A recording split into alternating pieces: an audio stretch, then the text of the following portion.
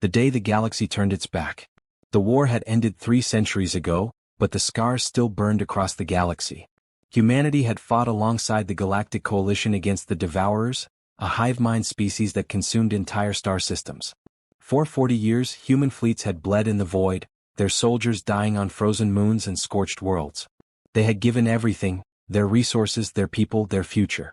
And when the Devourers finally fell, the galaxy forgot them. Commander Elena Vasquez stood on the observation deck of the Exodus, watching the blue shimmer of Coalition space fade behind them. Around her vessel, 300 ships drifted in formation, the last remnants of humanity's navy. Transports filled with civilians who had sold everything they owned for passage. Colony ships carrying frozen embryos and seed vaults. Warships running on fumes, their hulls still scorched from battles the galaxy refused to remember. "We're crossing the marker now," her navigator announced quietly. "We're officially in uncharted space." Elena didn't respond. She simply watched as the familiar constellations disappeared, replaced by the dark expanse of the galactic rim. Behind them, the Coalition continued its celebrations. Parades on 1,000 worlds. Monuments to the victorious. The Lyranth claimed they had broken the Devourer hive mind. The Kethran Empire declared their fleets had struck the killing blow. The Orvashi spoke of their strategic genius. None of them mentioned the humans who had held the line at Sigma 7 for 6 months while they evacuated their core worlds. None of them remembered the colony at New Horizons that had been glassed to buy time for a Coalition retreat. None of them acknowledged that it was human scientists who had finally cracked the Devourer communication protocols, allowing the final strike. They had simply forgotten. Or perhaps it was more convenient to forget. "Ma'am," her first officer approached, a young man named Marcus Chin whose cybernetic eyes still glowed with military-grade augmentation.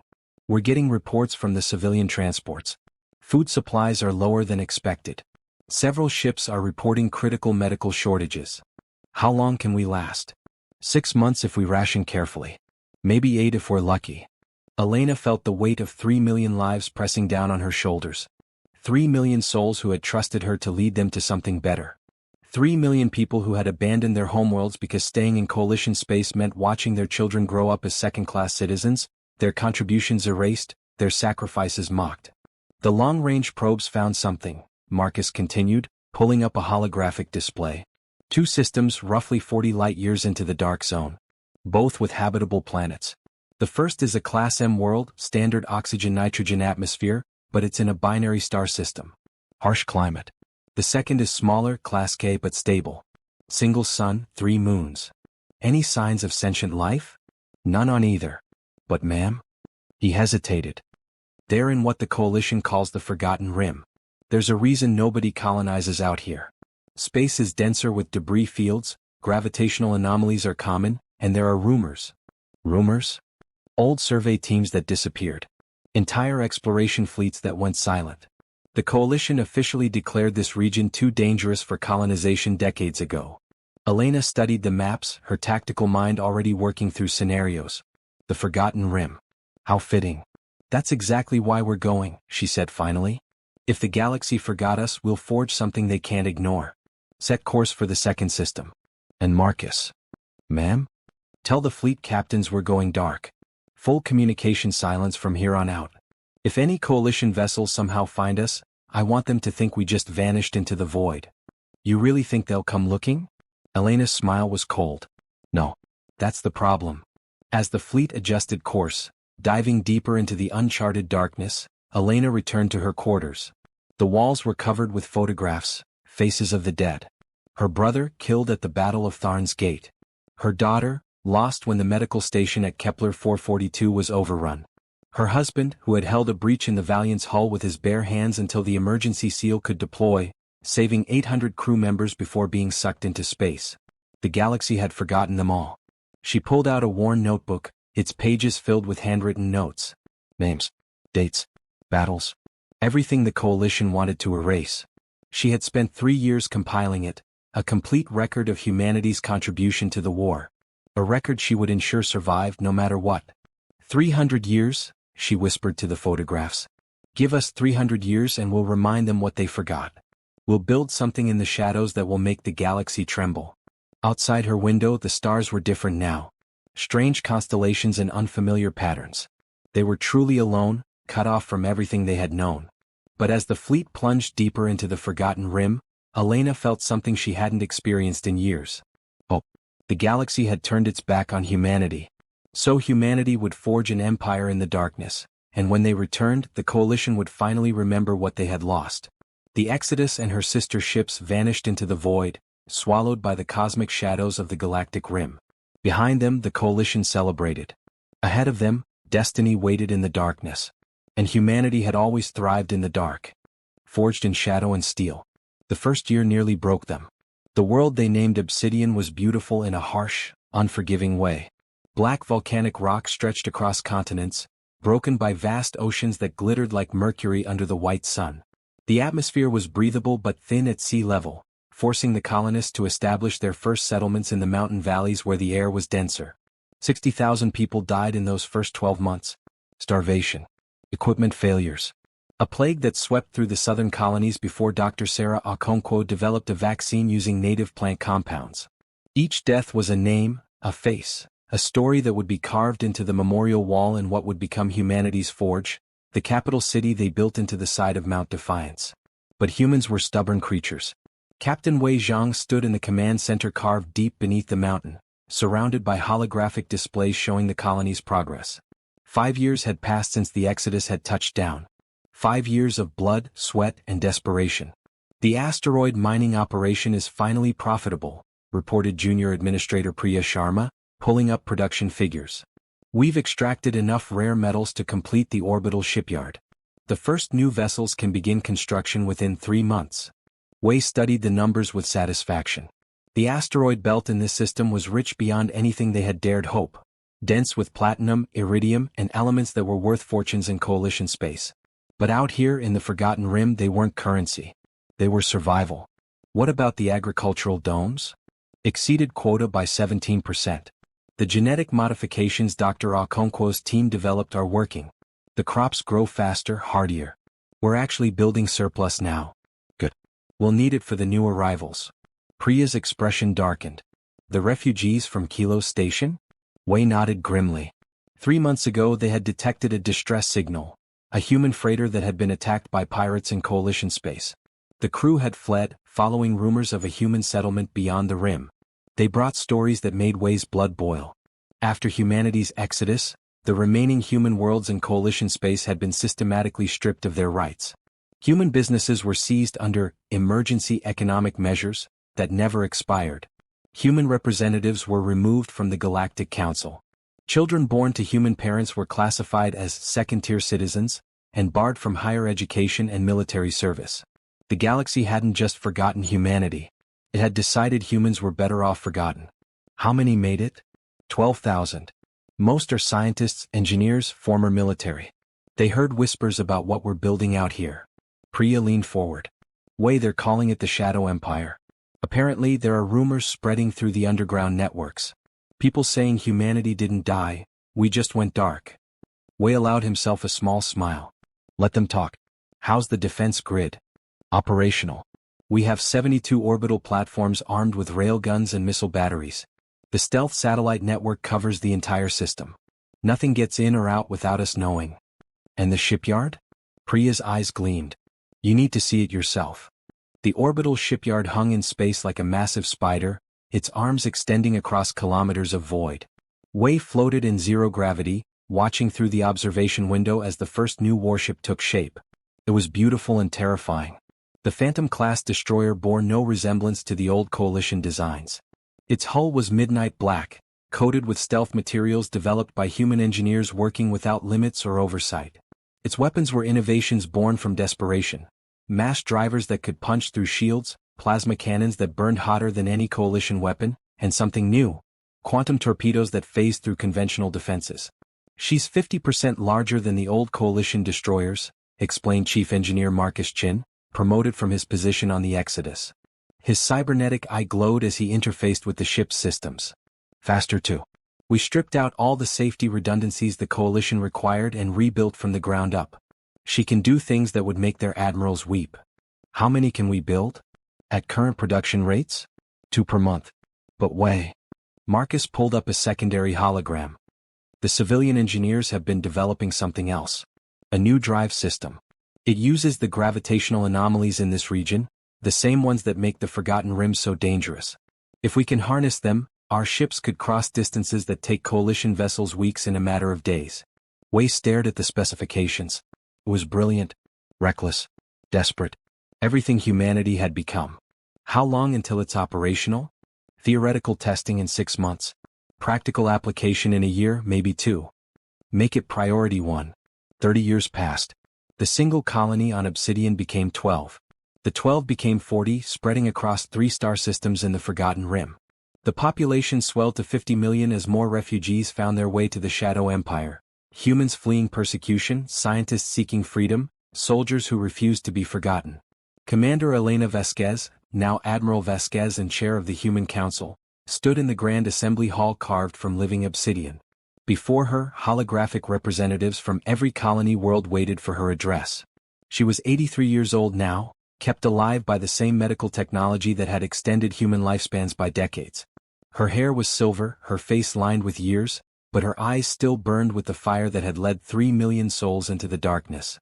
50 years ago we were refugees, she began, her voice carrying across the chamber. We were the forgotten, the erased. The galaxy decided we didn't matter. Today we prove them wrong. She gestured, and the hologram shifted to show a fleet. 200 warships in perfect formation, each one a masterpiece of human engineering. Destroyers, cruisers, carriers. And at the center, the Reckoning, humanity's first dreadnought, a vessel so massive it could be seen from the surface of Obsidian with the naked eye. We are no longer refugees, Elena continued. We are the Shadow Empire. And it's time the galaxy remembered what it forgot.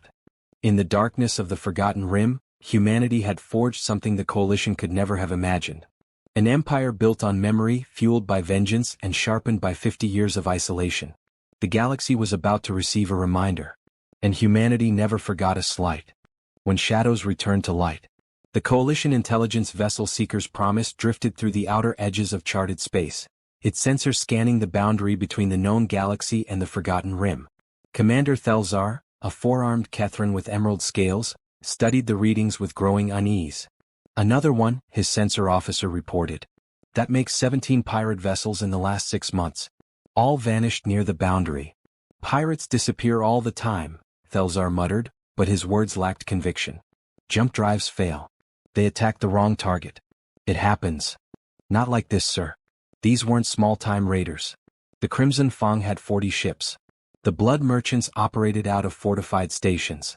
They don't just vanish. Thelzar stared at the data. Something was hunting in the dark spaces between stars. Something efficient and merciless. He pulled up historical records, scrolling back through decades of reports. His eyes widened. By the ancients. Sir? The human exodus. When did it happen? 52 years ago, sir. Why? Thelzar's scales rippled with fear. Because the disappearances started exactly 50 years ago. The Reckoning emerged from quantum space 3 light seconds from the pirate station, its massive hull materializing like a ghost given form. Around it, 40 destroyers and cruisers shimmered into existence, their stealth fields dropping in perfect synchronization. On the bridge, Fleet Admiral Marcus Chin, now commander of humanity's military forces, watched the pirate station with cold satisfaction. The station was massive, built into a hollowed asteroid, home to the Void Reavers, a gang that had grown wealthy raiding human refugee ships fleeing Coalition space. Target locked, his weapons officer reported. All batteries ready. Send the message. A transmission lanced across space, video only. Marcus's face appeared on every screen in the pirate station. His cybernetic eye glowing red, his expression carved from stone. This is Fleet Admiral Chen of the Human Shadow Empire. 52 years ago, your predecessors attacked refugee vessels carrying children, elderly, and wounded. You stole what little they had left. You left them to die in the void. He paused, letting the words sink in. Humanity remembers. Humanity always remembers. He closed the channel. Fire. The Reckoning's main cannons spoke with the voice of vengeance. 30 quantum torpedoes phased through the station's shields as if they didn't exist, detonating inside the asteroid itself. The station cracked like an egg, atmosphere venting in brilliant streams of crystallized oxygen. Secondary explosions rippled through the structure as ammunition depots and fuel reserves ignited. In 47 seconds it was over. Jump to the next target, Marcus ordered. We have 6 more stations to visit tonight. The news reached the Galactic Council 3 weeks later. The chamber erupted in chaos as representatives from 100 species shouted over each other. At the center of the maelstrom, Council Chairwoman Velnara, an ancient Lyranth whose silver feathers marked her centuries of service, struggled to restore order. Silence. Her voice, amplified by the chamber's acoustics, cut through the noise. We will address this crisis with reason, not panic. Reason? The Orvashi delegate's tentacles writhed with agitation. An entire pirate confederation has been annihilated. 7 fortified stations destroyed, over 200 ships obliterated. Whatever did this possesses military capabilities that rival our own fleets. The transmissions, another delegate called out. They claim to be human. But that's impossible. The humans left decades ago. They couldn't have survived in the Forgotten Rim. Velnara pulled up the recordings Marcus had broadcast. She watched his message 3 times, her feathers slowly drooping as understanding dawned. We forgot them, she whispered. What was that? We forgot them. Velnara's voice cracked with anguish. 50 years ago we allowed humanity to be erased from our history. We took their sacrifices and buried them. We took their children and made them lesser. We took everything from them and we thought they would simply disappear. The chamber fell silent. Instead, Velnara continued, we gave them 50 years in isolation. 50 years to build. 50 years to remember what we did. 50 years to plan. Then we make contact, the Kethran military representative suggested. We negotiate. Offer reparations, restore their status. With what authority? Velnara asked bitterly. We stripped them of citizenship. By our own laws they're no longer part of the coalition. They owe us nothing. Admiral Elena Vasquez, now 93 and confined to a hover chair, watched the council's emergency session through intercepted transmissions. Around her in the command center, her successors stood ready, Marcus, Wei, Sarah, and a dozen others who had forged an empire from nothing. They're terrified, Wei observed with satisfaction. Good, Elena replied. Fear means respect. Respect means they'll listen. Are we really going to negotiate? Sarah asked. After everything? Elena smiled. We're going to remind them what they lost. And then we're going to show them what we've become. She pressed a button, and every communication array in coalition space received the same transmission. Elena's face appeared on a billion screens, aged but unbroken, her eyes burning with the same fire that had led humanity into exile.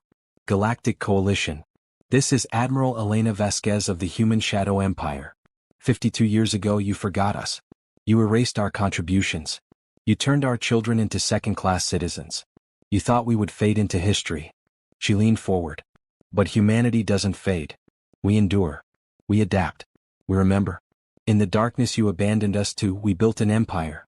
We forged technology you can't imagine. We became what we needed to survive. Behind her, the hologram shifted to show the Shadow Fleet.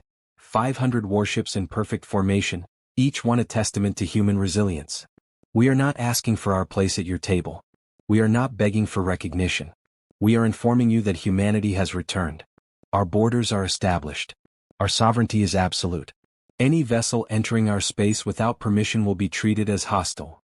But, her voice softened slightly, we are not monsters. We remember what it means to fight alongside allies. To the humans still trapped in coalition space, still suffering under laws designed to erase them, your ships are waiting at the boundary. Come home. The transmission ended. In the months that followed, the galaxy watched in stunned silence as human refugee ships began their exodus to the Shadow Empire. Hundreds of thousands at first, then millions. The coalition tried to stop them, but their fleets found only empty space where sensors reported Shadow Empire destroyers waiting in quantum stealth. The Galactic Council held emergency session after emergency session, but no solution emerged. Military action was impossible. The few scout vessels that entered Shadow Empire space never returned.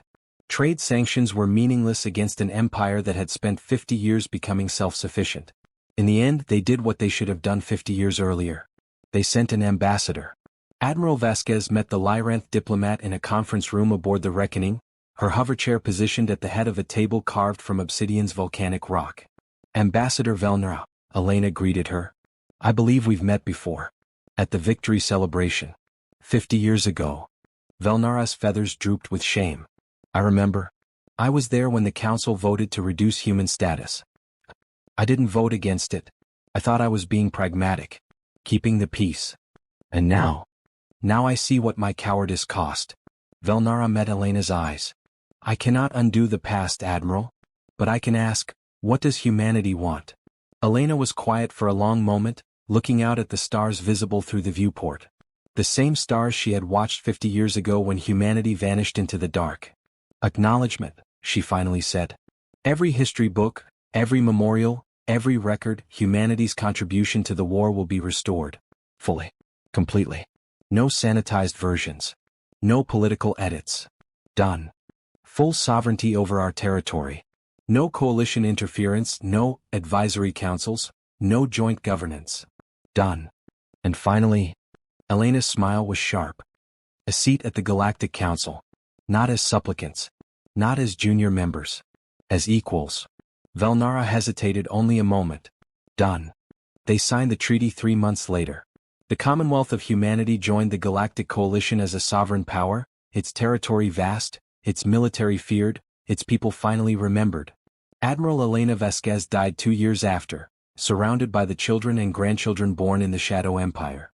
Her last words, recorded by her family, became humanity's motto. They tried to forget us. We made them remember. The galaxy had turned its back on humanity, thinking them too weak, too few, too insignificant to matter. But in the shadows, humanity had forged an empire. And the galaxy would never forget them again.